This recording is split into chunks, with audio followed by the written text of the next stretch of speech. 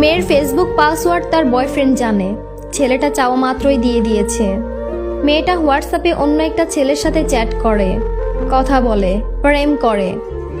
আমার বয়ফ্রেন্ড মেসেজগুলো দেখলে ঝামেলা করবে।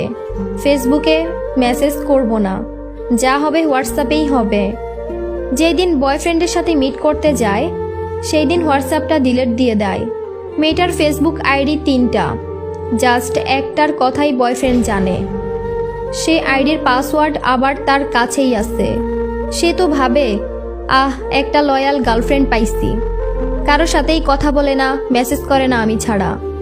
মেয়েটার অন্য 2 আইডিতে উথাল পাতাল প্রেম চলে, কিন্তু ছেলেটা জানে না। ছেলেদের সাথে কত প্রেম করে মেয়েটা, কিন্তু ছেলেটা জানে আমি একটা মনের মতো মানুষ পাইছি, যে মানুষটা অন্য কারোর সাথে কথা বলে না। আরে ব্রো, যার ঠকানোর চিন্তা থাকে সে কোনো না কোনোভাবেই ঠকাবে। তাকে আটকাতে পারবা না তুমি কখনোই, কোনোভাবেই না। ফেসবুক পাসওয়ার্ড এটা ঠুমকো একটা জিনিস। এটা নিলেও যে, না নিলেও সে মানুষটা তোমাকে চাইলে সেই মানুষটা তোমার হয়ে সারাটা জীবন থাকবে। আর সেই মানুষটা যদি তোমাকে না চায় তাহলে তোমার হয়ে সারাটা জীবন কখনোই থাকবে না। 2 দিনের জন্য আসছে, 3 দিনের জন্য মজা নিচ্ছে, 4 দিনের দিন তোমাকে ঠিকই ছেড়ে চলে যাবে।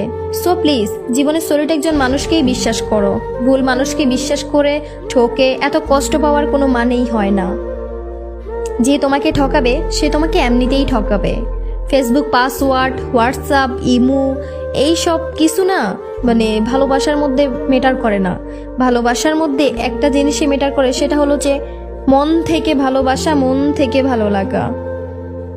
এইসব কিছু পাসওয়ার্ড নিয়ে কোনো লাভ নেই, কারণ সে রাখতে পারলে 1000 জায়গায় রাখতে পারে।